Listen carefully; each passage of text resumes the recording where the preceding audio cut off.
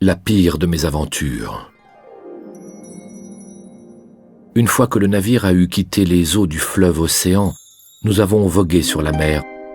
Alors que nous étions en vue de l'île des Sirènes, le vent est tombé. Un calme plat s'est installé. Circé m'avait raconté que les sirènes, des monstres à forme humaine, envoûtent tous les hommes qui s'approchent d'elles. Assises dans un pré, elles charment et ensorcellent les humains d'un chant limpide, tandis que traînent autour d'elles les os des corps décomposés dont les peaux se dessèchent. L'imprudent qui prête l'oreille à leur voix enchanteresse ne reverra jamais sa femme et ses enfants.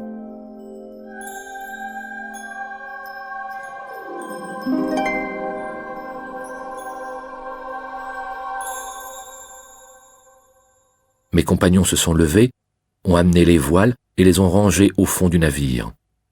Moi, j'ai bouché les oreilles de mes compagnons avec de la cire amollie sous mes doigts et à la chaleur du soleil. Ils m'ont lié les pieds et les mains avec des cordes et ils m'ont attaché au mât. Je voulais goûter au charme de leur voix enchanteresse sans danger. C'est alors que les sirènes ont aperçu notre navire passant en toute hâte. Elles ont entonné leur chant limpide.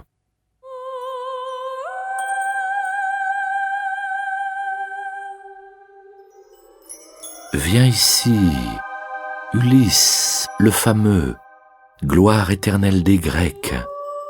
Arrête ton navire, viens nous écouter. Jamais aucun bateau n'a longé notre rivage sans succomber au charme des chants qui sortent de nos bouches.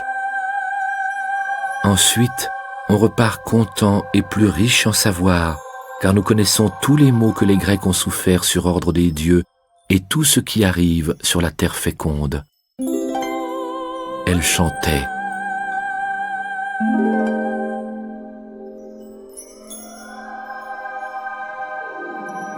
Et j'entendais leur voix admirable.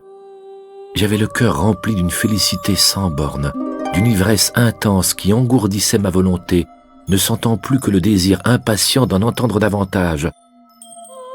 J'avais beau faire signe à mes compagnons de me détacher, ils m'ignoraient, se courbant davantage sur leurs rames, tandis qu'Euryloque et Périmède se levaient pour resserrer les liens. L'île, enfin, a disparu. Nous n'entendions plus ni leur voix, ni leur chant. Alors seulement ils ont ôté la cire de leurs oreilles et ont défait mes liens. Mais j'ai vu soudain des vagues, des vapeurs, et j'ai entendu des coups sourds. Effrayés, mes compagnons ont lâché leurs rames qui ont claqué en retombant sur l'eau, et le bateau s'est arrêté. Allant de l'un à l'autre, courant dans le bateau, je les ai encouragés avec ces douces paroles. « Amis, nous en avons vu d'autres. Souvenez-vous du Cyclope. Cette fois, le danger ne peut être plus grand que lorsqu'il nous retenait de force. Courage, croyez-moi. Plongez vos rames au creux des vagues en gardant l'espoir que Zeus nous sortira de là. Toi, le pilote, tiens ferme la barre. Écarte le bateau de ces vagues et mets le cap sur l'écueil. Ne dérive pas, ou tu causerais notre perte. » Je dis, et ils m'obéissent. À ce moment-là, je ne leur avais pas encore parlé de Scylla, ce monstre inévitable. Je craignais que, saisis de terreur, ils lâchent leurs rames et se blottissent au fond du navire. Quant à moi, j'ignorais les conseils de Circé. Elle m'avait défendu de m'armer, mais j'ai pris 2 grandes lances et j'ai enfilé mon armure avant de monter à l'avant du navire, guettant Scylla sur son rocher. Les paroles de Circé me revenaient en mémoire. Scylla a la voix d'un petit chien qui vient de naître, mais c'est un monstre affreux, et personne, pas même un dieu, n'aurait envie de la rencontrer. Ses pieds, elle en a 12, sont aussi difformes qu'inutiles, et chacun de ses 6 énormes coups porte une tête effrayante avec 3 rangs de dents serrées pleins des ombres de la mort. Enfoncée à mi-corps dans le creux de la grotte, elle allonge ses têtes qui pointent comme des dards hors de l'abîme. C'est de là qu'elle pêche tout autour du rocher des poissons, des dauphins, des chiens de mer et tout autre monstre marin. Aucun homme ne peut se vanter d'être passé par là sans avoir subi des pertes. Avec chacune de ses têtes, elle arrache toujours une proie à un navire. L'autre rocher qui est tout près du premier porte un grand figuier sauvage. Juste en dessous, la divine Charybde engloutit le flot noir qu'elle avale et revomit 3 fois par jour. Ne passe pas au moment où elle engouffre l'eau sombre, car alors même Poséidon ne pourrait rien pour toi. Dirige plutôt ton navire vers l'écueil de Scylla, filant à toute allure, car il vaut mieux perdre 6 de tes hommes que de les perdre tous. Mais j'ai eu beau fouiller du regard les roches embrumées, mes yeux se fatiguaient, je ne pouvais l'apercevoir. Angoissés, nous abordons la passe.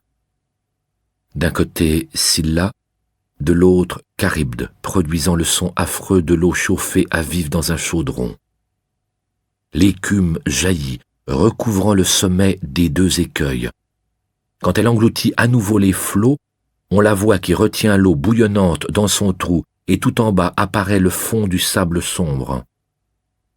La roche gronde épouvantablement, et la peur verte envahit mes compagnons. Mais tandis que nous regardons de ce côté, craignant la mort, Scylla attrape 6 compagnons de mon navire.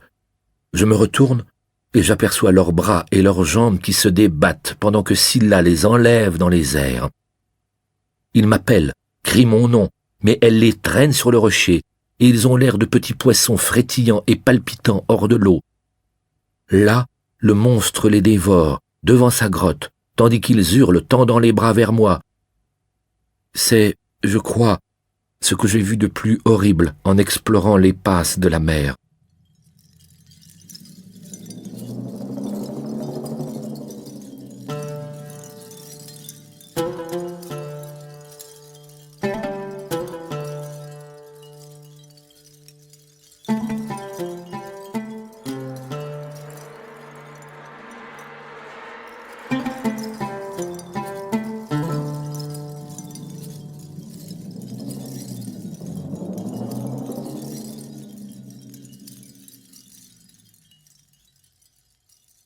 Après avoir fui les terribles écueils de Charybde et Scylla, nous sommes arrivés à l'île merveilleuse du soleil. C'est là que vivent les belles vaches au large front et ces grasses brebis. J'étais encore au large à bord de mon noir vaisseau. J'ai entendu meugler les vaches et bêler les brebis, quand me sont revenus les mots de Tirésias, le devin aveugle, et ceux de Circé, qui m'ont conjuré d'éviter l'île du soleil. J'ai dit, « Écoutez-moi, compagnons. Tirésias et Circé m'ont conjuré d'éviter cette île pour échapper à un malheur épouvantable, alors passons au large. » En entendant ces mots, leur cœur s'est brisé, et Euryloque, révolté, m'a répondu en criant, « Tu es cruel, Ulysse. Tu nous ordonnes de continuer, tu veux que nous errions la nuit, loin de cette île sur la mer brumeuse.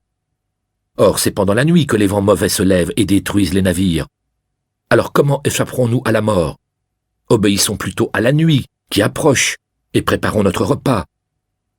Nous resterons près du vaisseau et dès l'aube, nous reprendrons le large. » Ainsi parlait Euryloque, et tous mes compagnons ont applaudi. Moi, je savais tous les malheurs qu'un dieu nous réservait. Alors je leur ai répondu, « Je suis seul contre tous. Tu le sais, Euryloque, vous me forcez la main. Alors soit, mais jurez, par le plus puissant des serments, qu'aucun d'entre vous n'ira toucher une seule bête des troupeaux que nous rencontrerons, se contentant des vivres fournis par Circé. » Je dis, et aussitôt ils ont juré docilement. Une fois le serment scellé, nous avons ancré notre navire dans un port profond, près d'une eau douce. Mes compagnons ont débarqué et ont préparé le repas, puis satisfait la soif et l'appétit et pleuré les compagnons dévorés par Scylla. Alors un doux sommeil les a saisis. Mais au dernier tiers de la nuit, quand les étoiles se sont effacées, Zeus a soulevé un vent violent avec d'énormes tourbillons et a noyé sous les nuages le rivage et la mer. La tempête était terrible. Le vent ne tombait pas, et tout un mois durant, il souffla sans fin. Nous ne pouvions repartir. Tant que mes compagnons ont eu du pain et du vin, ils n'ont pas touché aux bêtes. Mais quand il n'est plus rien resté des vivres du bateau, ils ont été forcés de se mettre à la chasse aux oiseaux, à la pêche et de courir après le gibier. La faim leur tordait le ventre. Alors je me suis rendu dans le cœur de l'île pour prier les dieux qui régnaient sur l'Olympe. Ils ont versé un doux sommeil sur mes paupières. Euryloque aussitôt a inspiré à mes gens un bien fatal projet. Mourir de faim est la plus atroce des morts et la plus lamentable. Chassons les plus belles vaches du soleil, offrons-les aux dieux. Si nous retournons à Ithaque, nous élèverons un temple en l'honneur du soleil et nous le remplirons d'offrandes. Et si nous en gardons rancune, je préfère mourir d'un coup en pleine mer plutôt que de dépérir sur cette île déserte. Ainsi a parlé Euryloque, et tous les autres ont applaudi. Et ils se sont mis en chasse, cernant les meilleures vaches, ils n'avaient qu'un pas à faire. Puis, une fois les dieux invoqués, ils les ont égorgés, écorchés, ils ont détaché leurs cuisses, les ont mis à griller, puis ils les ont mangés. C'est alors que je me suis réveillé.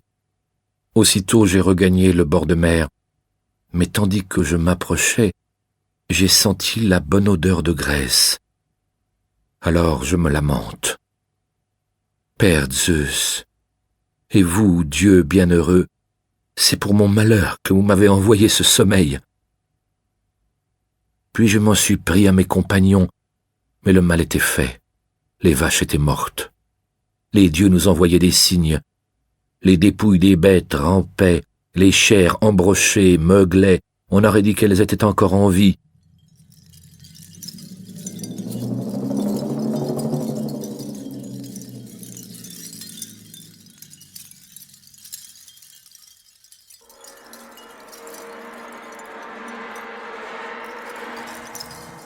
Pendant 6 jours, mes compagnons étaient au festin. Le 7e, le vent est tombé. Nous avons embarqué en toute hâte et nous avons pris la mer. Mais notre route a été brève.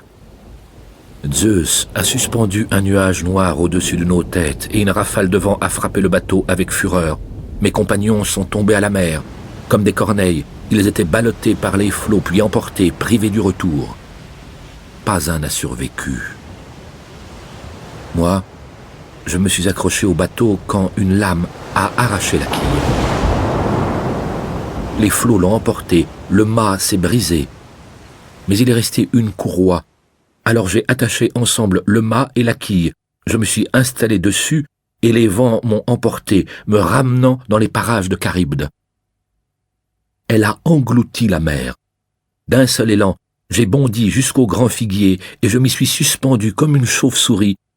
Je ne pouvais poser le pied nulle part, les racines étaient trop loin. J'ai tenu sans faillir, attendant que Charybde ait revomi mon mât et ma quille. Enfin, mais très tard, ils ont ressurgi et j'ai pu me hisser dessus. J'ai ramé de mes 2 mains. Scylla ne m'a pas vu. Je n'aurais pu sinon échapper à la mort. Pendant 9 jours, j'ai dérivé. Le 10e, les dieux m'ont fait aborder l'île de Calypso.